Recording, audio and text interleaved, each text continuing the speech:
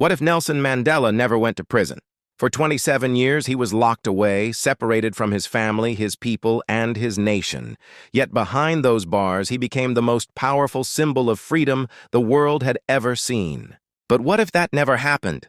Would South Africa have been liberated sooner or torn apart in chaos? In the best-case scenario, Mandela's freedom accelerates the end of apartheid. As a free man, he could have coordinated underground resistance more effectively.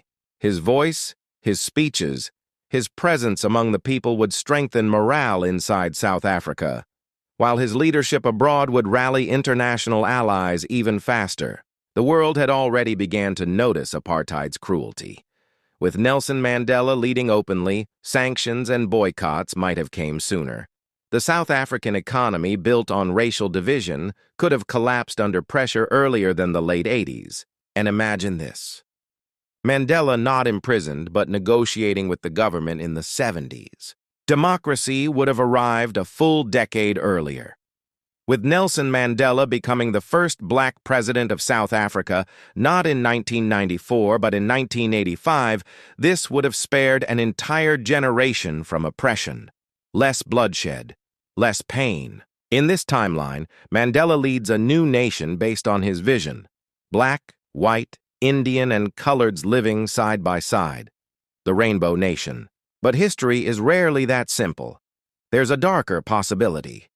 If Nelson Mandela never went to prison, he wouldn't have become the patient, reconciliatory leader the world came to love. Instead, he would remain a revolutionary commander. To the apartheid government, he would be South Africa's most dangerous enemy. Maybe they wouldn't arrest him, maybe they'd assassinate him. Or suppose he lived as a free revolutionary man. He may have been forced into harsher conflict, leading to more sabotage and more bloodshed. Civil war might have erupted in the 70s. And without the prison years that softened his anger and deepened his wisdom, would he have been able to forgive, to negotiate, to lead both black and white South Africans into peace? Perhaps not.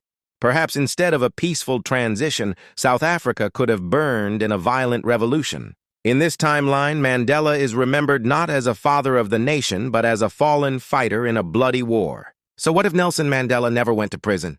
In one timeline there is peace, while in the other, South Africa bleeds in civil conflict. The truth is, Mandela's 27 years in prison transformed him. They gave him the patience to forgive, the vision to unite, and the moral authority to lead. Perhaps in the end, it was not in spite of his imprisonment, but because of it that South Africa found peace. To use Nelson Mandela's words, "I never lose, I either win or learn." Maybe by him losing his freedom, he gave South Africa its greatest victory.